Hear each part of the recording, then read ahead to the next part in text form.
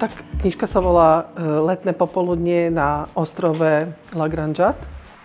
A je to knižka o Francúzsku, a o manželstve, s krajinou a o manželstve s mužom, o starnutí, o literatúre, o písaní.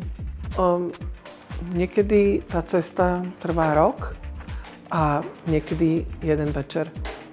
Ja som zatiaľ k umelej inteligencii, samozrejme, že som vyskúšala, aby som vedela, o čom je reč, a som k nej ľahostajná. Myslím si, že ten nápad, ktorý vzniká tu na hlave, a ten proces tvorby, to proste sa nedá, aj tá radosť tej tvorby, že sa to vlastne nedá vyvážiť žiadnou umelou inteligenciou. Tak pre mňa ten svet kníh, to je domov, dom, bezpečie.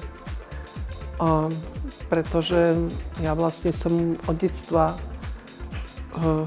keď som bola malička, otec písal, mali sme veľkú knižnicu, takže vlastne som ako keby vyrastala v nejakej továrni, kde to všetko vznikalo.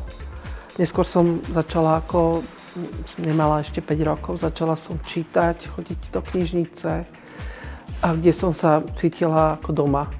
Kde som si našla vlastne najlepších kamarátov a potom som začala písať. Vždy som si hovorila, že by som chcela pracovať v knižnici a ten sen sa mi splnil a ja vlastne nič iné len okrem tých kníh nemám. To je môj svet.